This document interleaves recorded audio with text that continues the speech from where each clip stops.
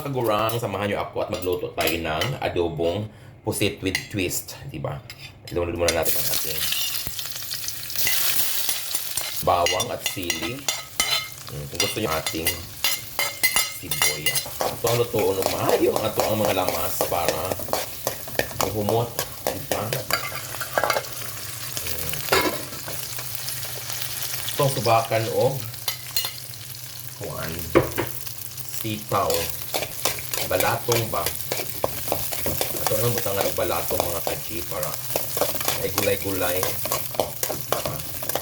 Tagsarang siguro yung adobong pusit na may balatong, no? So, ayan, ilunod natin ang ating pusit. Ayan. Lami kayong pusit karon mga kagurang.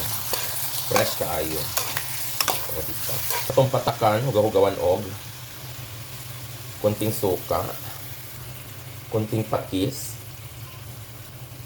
oyster sauce, ang ating magic sarap, konti lang, konting bitchin, konting-konti lang. Na, itong halu-haluan. Nakalamsa ang sudaan muna natin. Charan! O, diba? Luto na ang ating pusit. Diyos ko, pagkalami sa itong sudaan ng mga kagurang usi. Look at that, look at that. Ito asang pilawan, di kung okay na ba.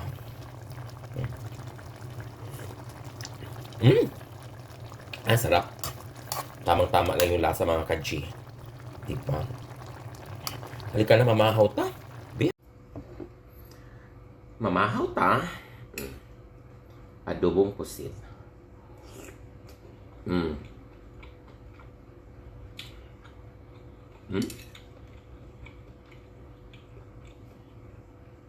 Sarap. Yung ibang mag-adobo mga kagurang tinatanggal itong tinta, yung itim. Kasi pero sa akin mas malasa kung may tinta, di ba? Lamig kayo eh. Hang-hang yun. Lamig sa siya sa pulutan.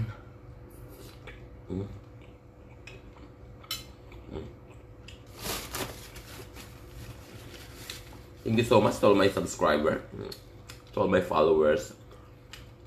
Ayan. God bless everyone. Thanks for watching.